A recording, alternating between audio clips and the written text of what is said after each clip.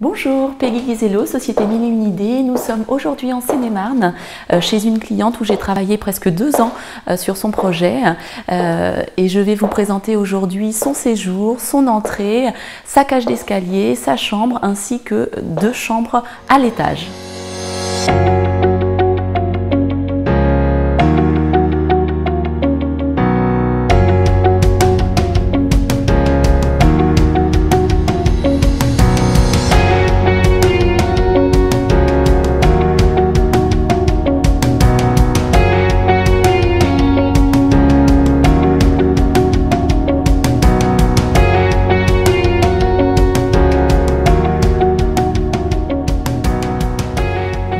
Là, au niveau du placard, l'idée c'était vraiment de le moderniser.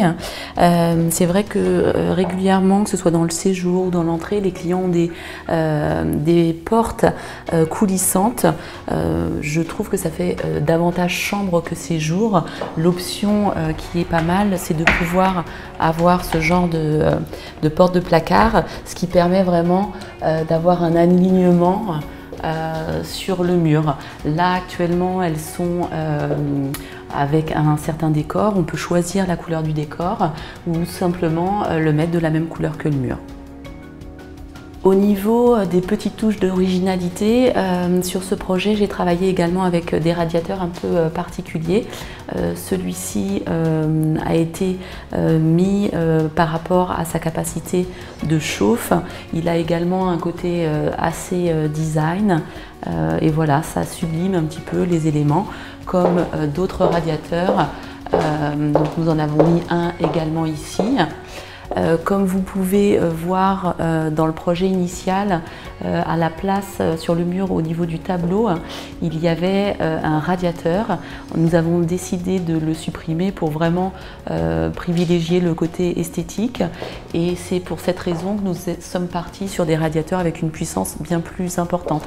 Pareil pour ce côté-ci où la puissance a été étudiée de sorte à avoir vraiment une capacité de chauffe suffisamment importante.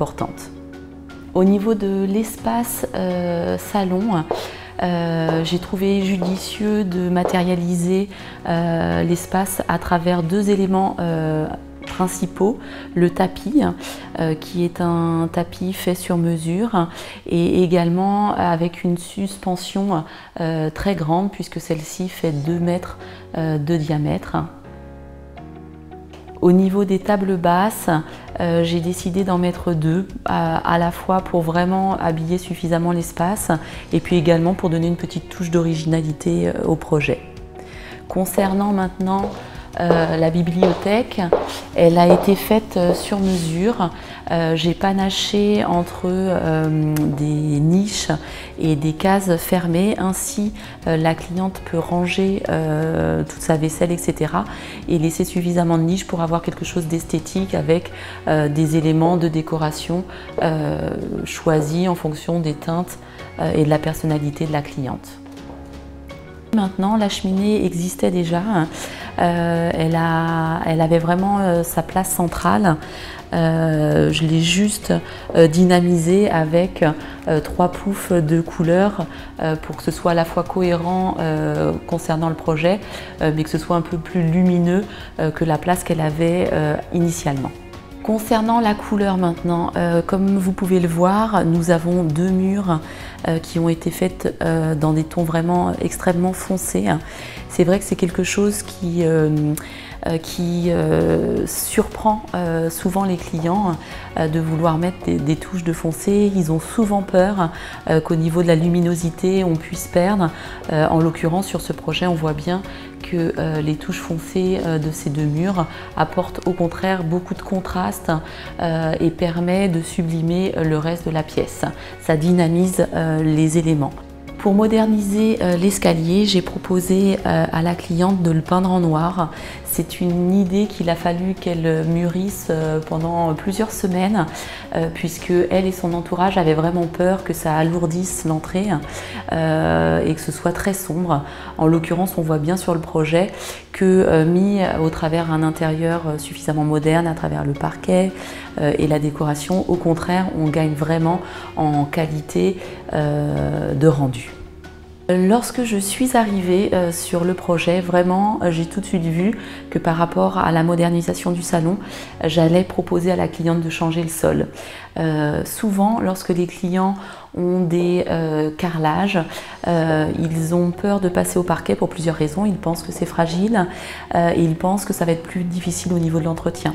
En l'occurrence, c'est absolument pas le cas, puisque il faut savoir que dans un carrelage, vous avez tous les joints et ce sont en général ces joints où toutes les cochonneries peuvent se mettre, et du coup ça complique le nettoyage, alors qu'un parquet, il n'y a pas de joints et du coup un simple coup d'aspirateur et de serpillière suffit à le nettoyer.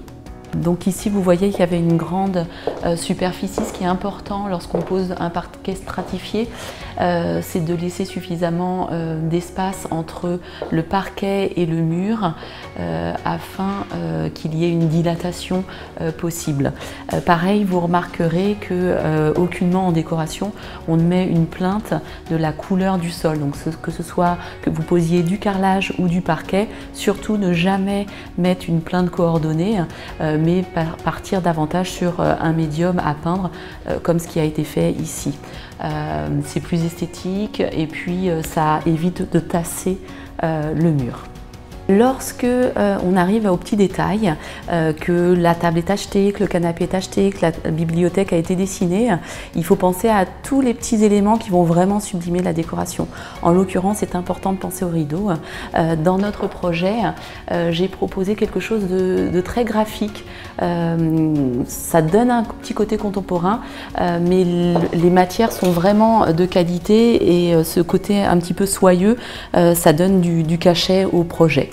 Vous avez ici quelques exemples de tissus, mais travailler avec un spécialiste de la décoration et de l'aménagement d'espace, ça permet aussi, voilà, d'avoir accès à tous ces fournisseurs qui vont proposer en fonction des envies des clients, des matériaux, des couleurs, des textures différentes.